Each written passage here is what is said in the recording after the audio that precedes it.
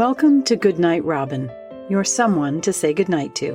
I'm your host, Robin Rice.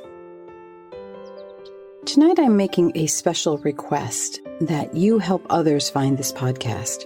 I can create it and I can share it, but it goes so much further if you share it.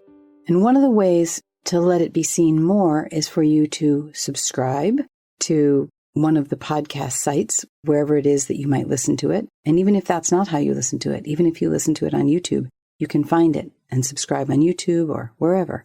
We'll have links in the show notes as usual. You can subscribe, but then you can rate it and you can review it. I'm so honored when someone rates and reviews it, because this is what signals to the powers that be around podcasts that this is a podcast that matters. So if you feel like it matters, please find it online, subscribe, and from there, I'm sure it's going to continue to grow in all the places that it should. And I thank you so much.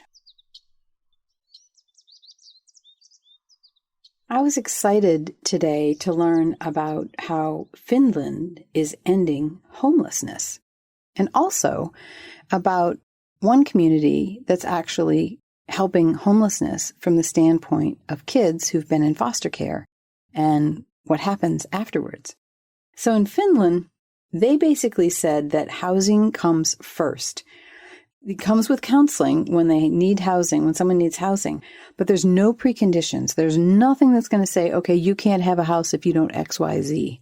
And because of that, their homelessness is actually in decline, which I think is just amazing. I mean, who can get your life together without your home, right?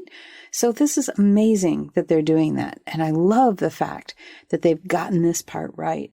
But then when I heard about this other project where this community that served those who were in foster care, you know, those teenagers, and they age out, I think is what they call it.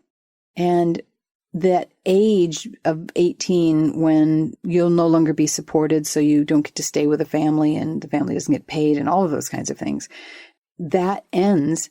And now you're on the street and you're only 18 years old. That's not very old to be on the street. That's not very old to have to take care completely of yourself. I don't know, a lot of my kids certainly didn't leave exactly at 18. They both went to college, but they came home for summers. And if they ever needed to come back, then they had a place to stay.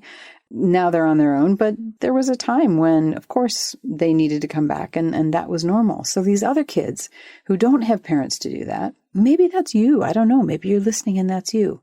What they did in this community was they built houses, tiny homes that were super cheap, that you could live in for super cheap, get a job and live in that until you were ready to go. And the rent increased, I think, from $100 a month to $150 or something like that. Not a lot. And then they were looking at maybe building, I think they said something like 85 of them, which sounds crazy.